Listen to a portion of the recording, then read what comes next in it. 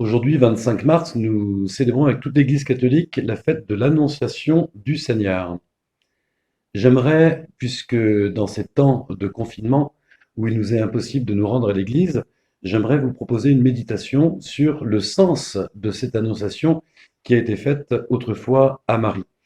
J'emprunte ce que je vais dire, cette méditation, à ce livre que j'ai écrit il y a maintenant 3 ans, Plongé dans l'espérance. J'aimerais partir de la formule que nous connaissons tous et qui est empruntée au Credo. Qui a été conçu du Saint-Esprit est né de la Vierge Marie. Ces deux formules bien connues sous-entendent un enjeu fondamental. Qu'est-ce qui est dit et défendu de l'identité de Jésus lorsqu'il est précisé d'une part qu'il est conçu du Saint-Esprit et d'autre part qu'il est né de la Vierge Marie? Chacune des formules vient à sa façon éclairer l'identité de Jésus, vrai Dieu et vrai homme. Vrai Dieu par sa conception du Saint-Esprit et vrai homme par sa naissance de la Vierge Marie. Tout enfant est héritier de ces deux lignées.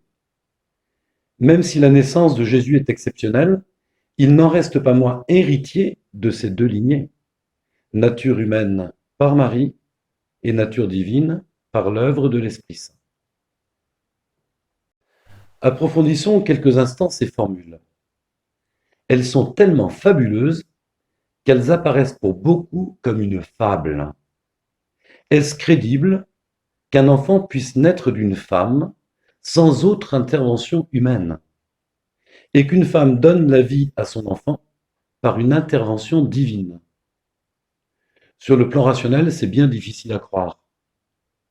Pourtant, dans les cultures anciennes de la Bible, ou des Grecs, ou des Romains, ce genre de naissance exceptionnelle n'était pas nécessairement incroyable. Des dieux et des hommes engendraient des demi-dieux. Mais aussi des femmes de la Bible enfantaient alors qu'elles étaient stériles. Sarah, la femme d'Abraham et mère d'Isaac. Rebecca, la femme d'Isaac, qui enfanta les jumeaux Ésaü et Jacob. Rachel, femme de Jacob et mère de Joseph. Samson, né d'une mère stérile. Anne, mère de Samuel. Élisabeth, mère de Jean-Baptiste. Cependant, je me pose une question. Si l'Église primitive voulait percer et rassembler autour de son message, n'aurait-il pas mieux valu qu'elle expurge tout ce qui pouvait bloquer l'adhésion? Une vierge qui enfante, mais aussi la résurrection des morts. Tout ce côté merveilleux risquait de la discréditer. C'est d'ailleurs ce qui s'est passé sur l'aréopage d'Athènes, lorsque Paul a prêché un Messie crucifié, mort et ressuscité. Beaucoup se moquèrent de lui et s'en détournèrent. Alors pourquoi l'Église a-t-elle tenu à conserver ces points de friction? Parce qu'elle les tenait pour vrais. Ils ne sont ni des constructions théologiques pour donner un message, ni des symboles créés de toutes pièces pour édifier une foi nouvelle. L'Église n'a pas éliminé de son enseignement ni la naissance virginale de Jésus, ni sa résurrection, parce que précisément, ces points sont fondamentaux, même s'ils heurtent la raison humaine. Quand l'Église s'est constituée, née de la résurrection du Christ et du don de l'Esprit Saint diffusé à la Pentecôte, les chrétiens avaient l'habitude de se rassembler quotidiennement pour faire mémoire de Jésus. Ils étaient, nous disent les Actes des Apôtres, assidus à l'enseignement des apôtres et à la communion fraternelle, à la fraction du pain et aux prières. Ils partageaient leurs souvenirs sur Jésus, ses paroles et ses enseignements, ses gestes et ses guérisons, ses relations et ses échanges. En relisant la parole de Dieu, ils constataient émerveillés que Jésus l'avait entièrement accompli. Très vite, ils commencèrent à conserver leurs souvenirs par écrit sous forme de feuillets qui voyageaient d'une communauté à l'autre. Ces feuillets ont servi de base pour la rédaction des évangiles de Matthieu, Marc et Luc. La mémoire des disciples de Jésus est partie des faits les plus récents et au fur et à mesure vers les plus anciens. Ils ont d'abord commencé à réfléchir sur le sens de la passion et de la résurrection. Cette méditation quotidienne et ecclésiale les a ouverts à la véritable identité de Jésus, vrai homme et vrai Dieu. En scrutant l'enseignement de Jésus, ils ont abouti à la conviction d'un Dieu unique en trois personnes. À travers ce prisme de la victoire du ressuscité sur la mort, ils ont relu leur expérience auprès de Jésus et nourri leur foi, affiné leur doctrine. Ce Jésus, vrai Dieu et vrai homme, ce Fils éternel de Dieu, Verbe fait chair et incarné, comment est-il venu au monde? Une telle identité, une telle destinée aurait-elle été possible si sa naissance n'avait été que naturelle, comme celle de tous les êtres humains? S'il possède la double nature divine et humaine, sa naissance ne doit-elle pas en faire l'écho? Voilà sans doute des questions qui traversèrent la jeune communauté chrétienne. Mais comment remonter à plus de 30 ans en arrière? En interrogeant Marie, la mère de Jésus, Marie de tous les instants, Marie de la naissance, Marie de la croix, Marie de la Pentecôte, Marie présente avec eux.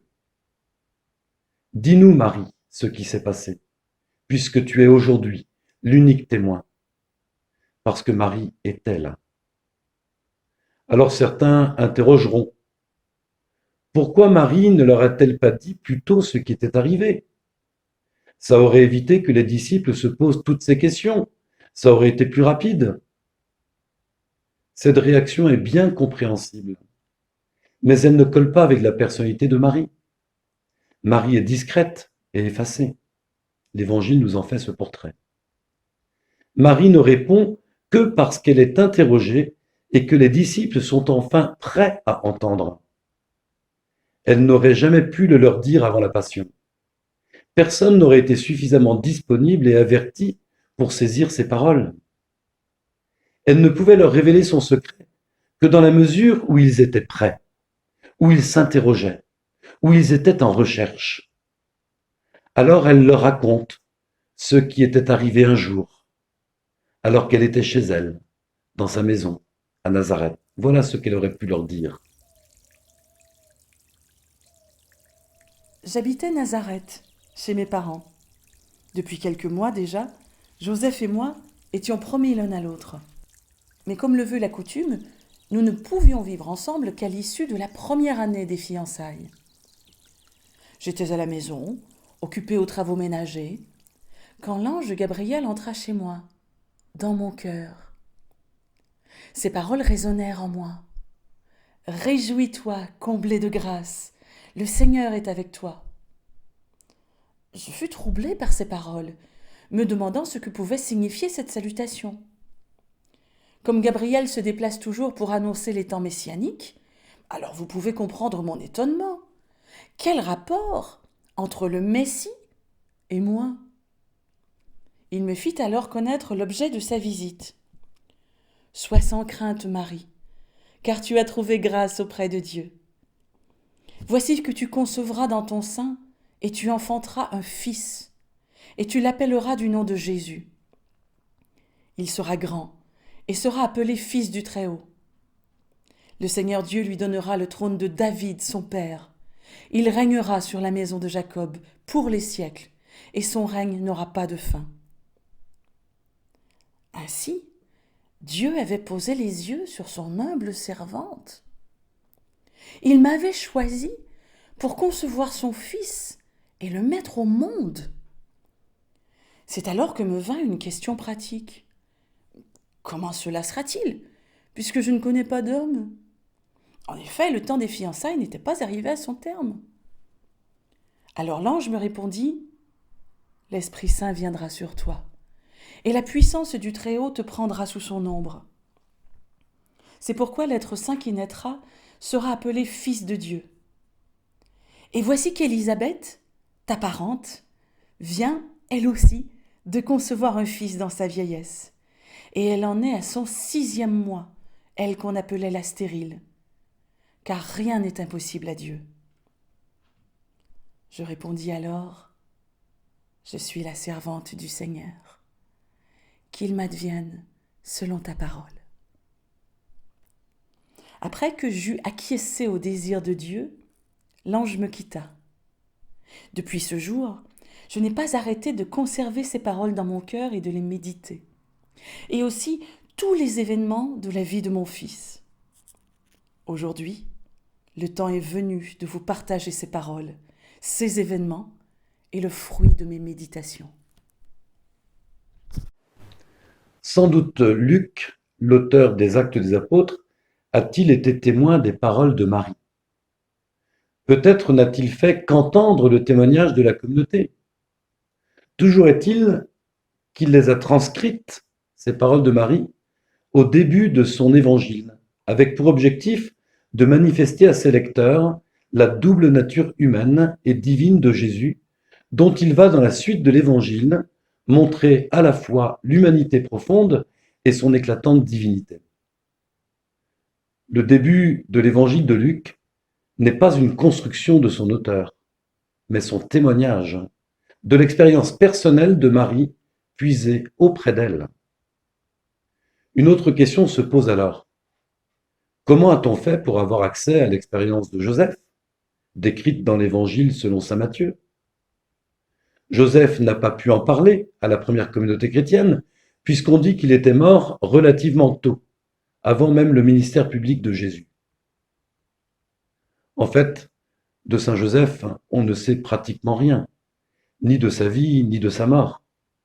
Mais pour ma part, je pense que c'est encore par le truchement de Marie qu'on a eu accès au témoignage de Joseph. On peut dire avec certitude que Matthieu et Marie se connaissaient, puisque Matthieu est un disciple de la première heure de Jésus.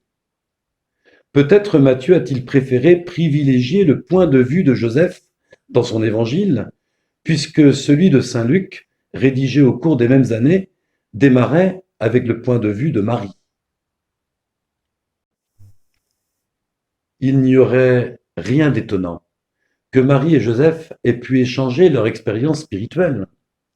L'amour profond qui les unissait les a sans doute portés à ouvrir réciproquement leur cœur. Connaissant le témoignage de Joseph, Marie a très bien pu le répercuter dans la première communauté chrétienne, en le rendant accessible à tous. Voici ce que Joseph a pu confier à Marie. Nous étions fiancés depuis quelques mois. Or, avant que nous ayons commencé à mener la vie commune, j'ai vu ton ventre s'arrondir. Je n'en croyais pas mes yeux. J'étais désespéré, me torturant l'esprit pour savoir ce qui avait pu arriver.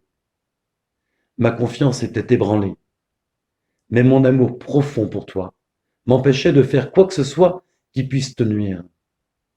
Si je t'avais dénoncé publiquement, je sais que les gens t'auraient fait du mal. Ils t'auraient lapidé. Tu serais morte, toi et l'enfant que tu portais. Non, je ne voulais pas ça. Alors j'ai résolu de te répudier en secret. Tandis que j'avais formé ce dessein, voici que l'ange du Seigneur m'apparut en songe et me dit : Joseph, fils de David, ne crains pas de prendre chez toi Marie, ta femme, car ce qui a été engendré en elle vient de l'Esprit Saint. Elle enfantera un fils, et tu l'appelleras du nom de Jésus, car c'est lui qui sauvera son peuple de ses péchés.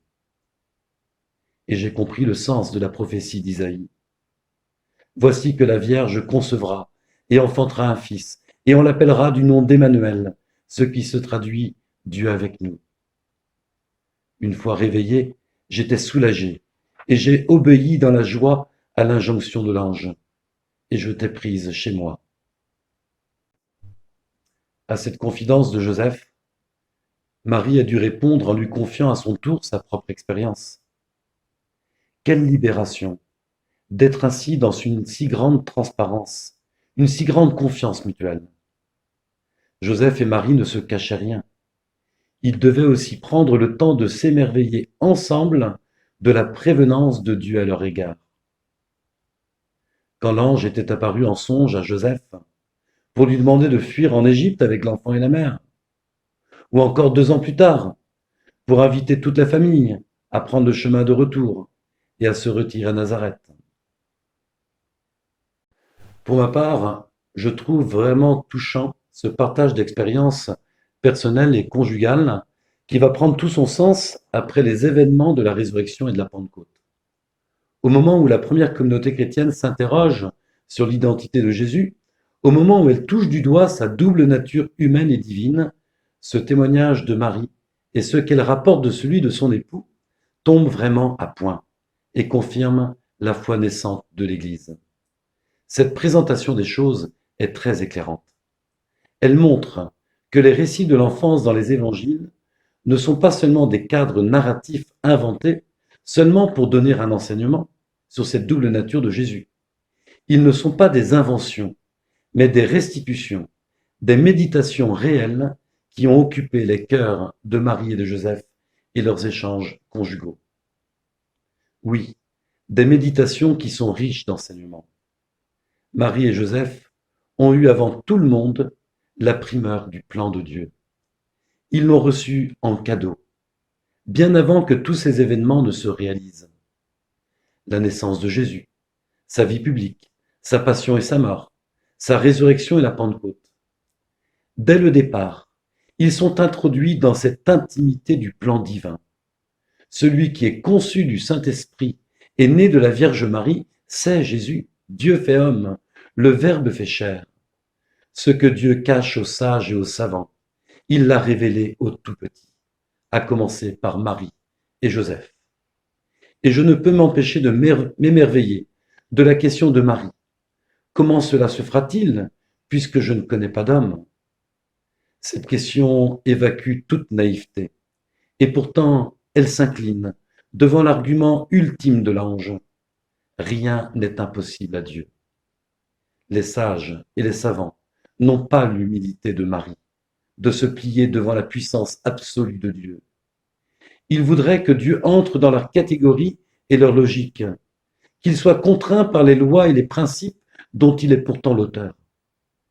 Si Dieu veut qu'une vierge enfante à la vie, ce n'est pas à nous de le lui interdire au nom de je ne sais quelle raison. Dieu est libre.